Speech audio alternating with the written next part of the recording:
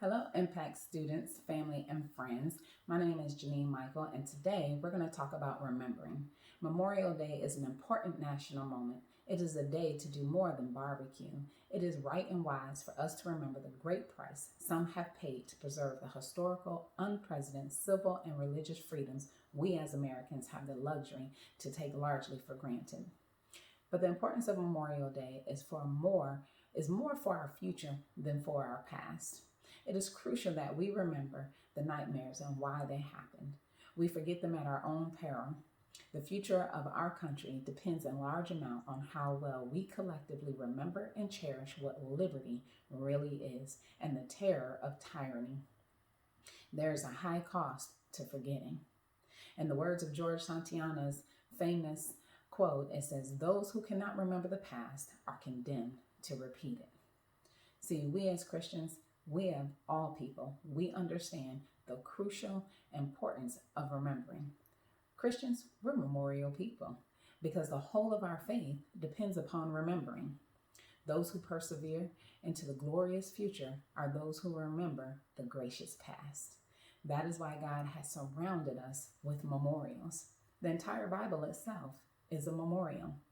We meditate on it daily to remember. The Sabbath was a memorial to Israel's freedom from Egyptian slavery. In Deuteronomy chapter 5, verse 15, we read, "Remember that you were once slaves in Egypt, but the Lord your God, who brought you out with his strong hand and powerful arm." That is why the Lord your God has commanded you to rest on the Sabbath day. And the church switched it to Sundays as a memorial to Christ's resurrection and our freedom from sin. Israel's great gathering feast days were memorials as well. We read in Exodus chapter 13, verse 3, "So Moses said to the people, 'This is a day to remember forever, the day you left Egypt, the place of your slavery. Today the Lord has brought you out by the power of his mighty hand.'"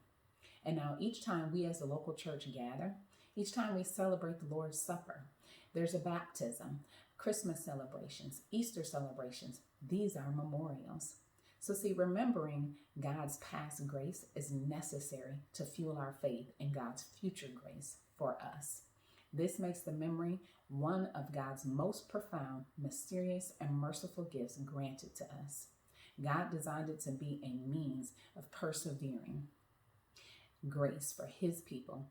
We neglect it at our own peril. The future of the church, both globally and locally, and of each Christian depends largely on how well we remember.